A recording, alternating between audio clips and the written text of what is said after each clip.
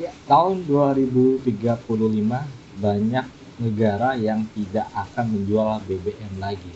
Kenapa banyak negara khususnya negara-negara maju tidak menjual mobil BBM lagi? Ya, mari kita bahas.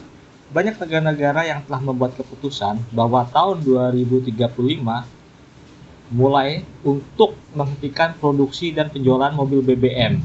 Hal ini sangat penting untuk menjaga kelestarian lingkungan.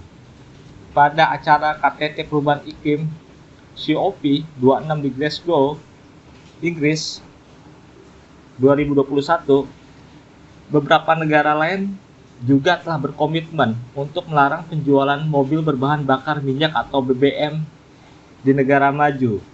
Dan pada tahun 2035 aturan ini mulai akan diterapkan di negara-negara maju. Ini biasanya negara-negara G7 nih, khususnya di negara-negara Eropa, ya, Amerika, dan juga Jepang serta Korea Selatan. Dan negara berkembang mulai pada tahun 2040. Dalam keputusan itu, ada sekitar 20 negara di seluruh dunia yang telah menyatakan telah mempunyai rencana untuk menghapus penjualan mobil BBM lebih awal.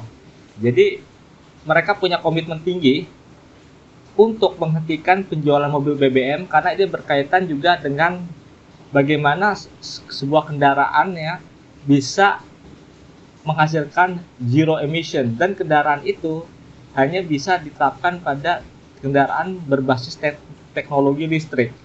Nah, negara-negara yang telah berkomitmen itu juga telah mempunyai sebuah keputusan untuk menjual kendaraan bertenaga listrik pada tahun 2030.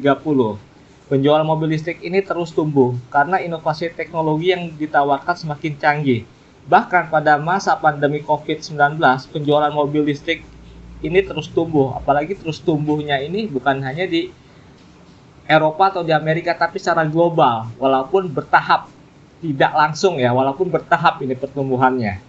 Nah, dan saat ini lebih banyak dibutuhkan adalah pembangunan infrastruktur pengisian baterai mobil yang lebih banyak. Jadi, seluruh negara di dunia ketika akan beralih ke mobil listrik harus banyak membangun infrastruktur pengisian baterai mobil di setiap tempat. Jadi misalnya gini, ketika orang parkir mobil di sebuah tempat, ada charger mobil ini akan lebih mudah.